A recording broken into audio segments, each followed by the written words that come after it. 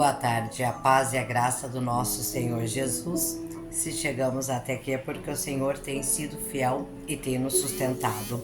Lá em Mateus 17, 20. Se tivermos fé, nada vos será impossível. Jesus fala de uma fé que pode remover montanhas, operar milagres e curas e realizar grandes coisas para Deus. Que fé é esta de que Jesus fala? A fé genuína é uma fé eficaz que produz resultados. Nada vos será impossível.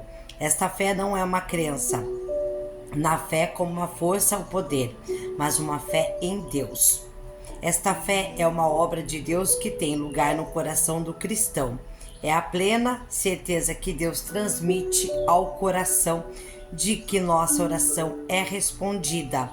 Esta fé é criada interiormente no crente, pelo Espírito Santo. Não podemos produzi-la em nós mesmos, por meio da nossa mente.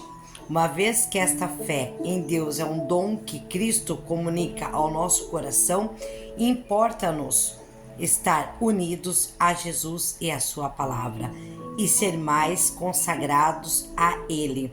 Dependemos dele em tudo. Sem mim, nada podereis fazer. Noutras palavras, devemos buscar a Cristo, que é o autor e consumador de nossa fé. A real presença de Cristo conosco e nossa obediência à sua palavra são a origem e segredo da fé. A verdade, fé opera sobre o controle de Deus. Ele nola concede a base do seu amor, sabedoria, graça e propósito soberano para a execução da sua vontade e com a expressão do seu amor por nós. Nada deve ser usado para o nosso proveito e egoísmo. A conversão consiste no abandono total de toda forma de impiedade e entrega a Deus, seguida da prática de obras de justiça que produzem frutos dignos de arrependimento. É uma atitude que abrange a totalidade do ser humano. Ela é uma necessidade porque o homem natural segue um caminho de vida que os leva para longe de Deus, para a morte eterna. A conversão é o homem voltando-se para Deus e recebendo a dádiva da salvação. Ela é obtida mediante a graça e o poder do Espírito Santo, pela fé, sendo, portanto, uma dádiva de Deus. Pelo fato de passarmos a andar com Deus, a conversão muda a nossa vida nas áreas do relacionamento com o próximo, dos hábitos, dos compromissos, dos passatempos e do modo de viver. A conversão faz parte da fé salvífica, genuína, e é uma condição básica para a salvação e santificação. Segundo está escrito aqui, quem arruinar espiritualmente uma criança ou um crente sincero incorrerá em maior ira de Cristo. Pastores, professores, especialmente os pais, devem prestar atenção especial a esta palavra de Cristo. É a responsabilidade dos pais instruir seus filhos nos caminhos de Deus e protegê-los da influência do mundo e de Satanás. Pais cristãos não devem permitir que seus filhos sejam influenciados por colegas ímpios. Os pais devem tomar muito cuidado com os passatempos que eles permitem em casa e fora de casa para seus filhos, e também não descuidar-se do que passa com seus filhos quanto à educação na escola pública. Dependendo do tipo, os meios de entretenimento semeiam o mundanismo na mente e no coração dos filhos. Ai do homem! Jesus adverte que aqueles que servem de instrumento para pôr coisas pecaminosas diante dos outros, especialmente diante de crianças, receberão a extrema condenação.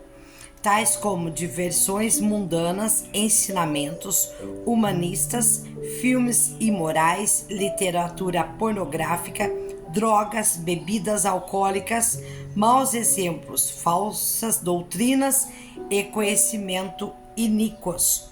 No caminho dos outros é juntar-se a Satanás, o grande tentador. O procedimento santo dos fiéis é remover da vida da nossa família, nosso lar, nossas igrejas, da nossa vida, da nossa família, nosso lar, nossas igrejas e da própria pessoa, tudo que pode levar aos outros à tentação e aos pecados. As Escrituras ensinam que Deus frequentemente cuida dos seus fiéis por meio dos anjos, os quais têm genuíno interesse e amor pelos filhos de Deus. Hoje, o Senhor Jesus Cristo expõe o método de restauração espiritual mediante a disciplina de um cristão professo que venha a pecar contra outro membro da igreja. Negligências, este ensino de Cristo levará os crentes à transigência com o pecado e logo mais essa igreja deixará de ser um povo santo de Deus.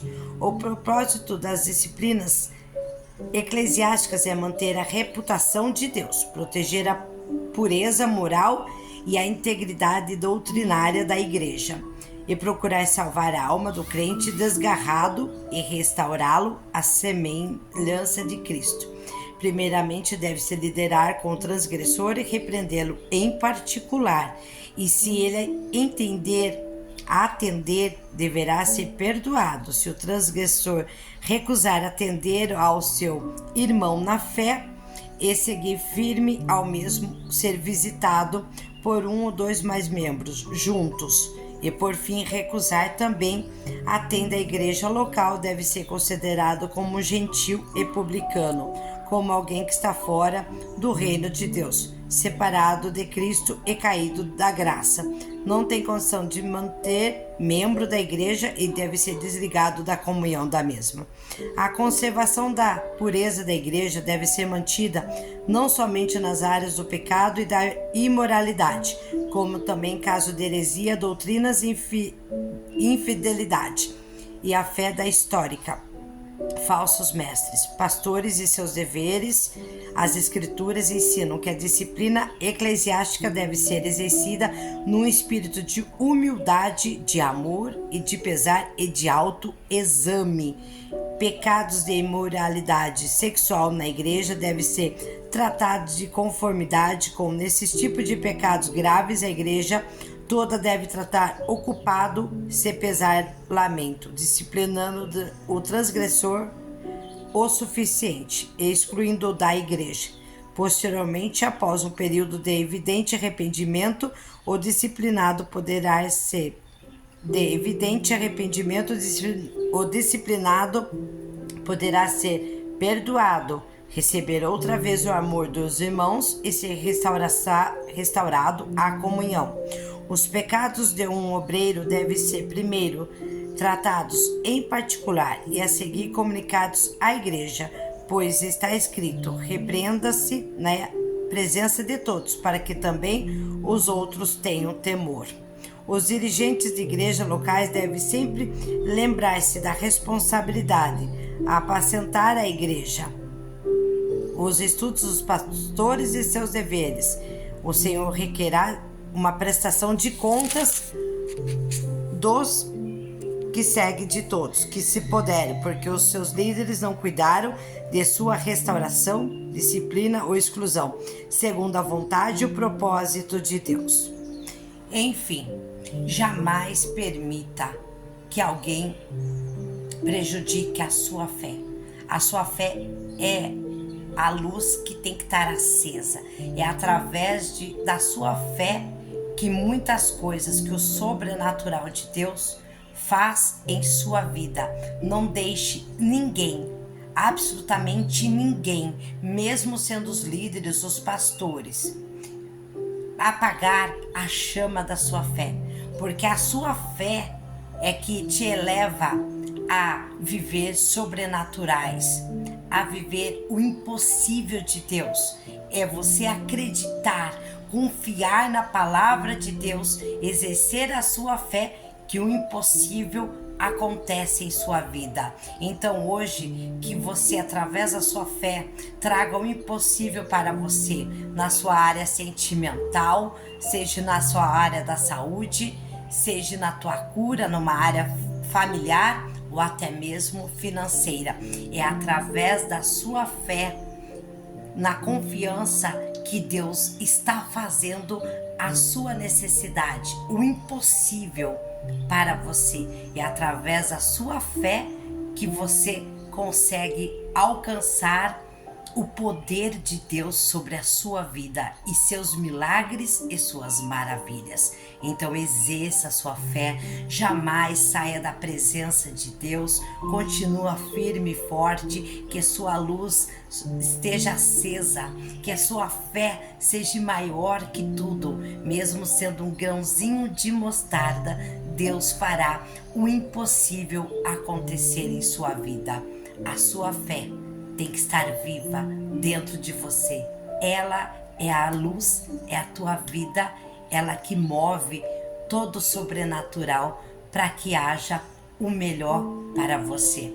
Porque para Deus nada é impossível, mas devemos acreditar porque Ele opera através da nossa confiança e fé.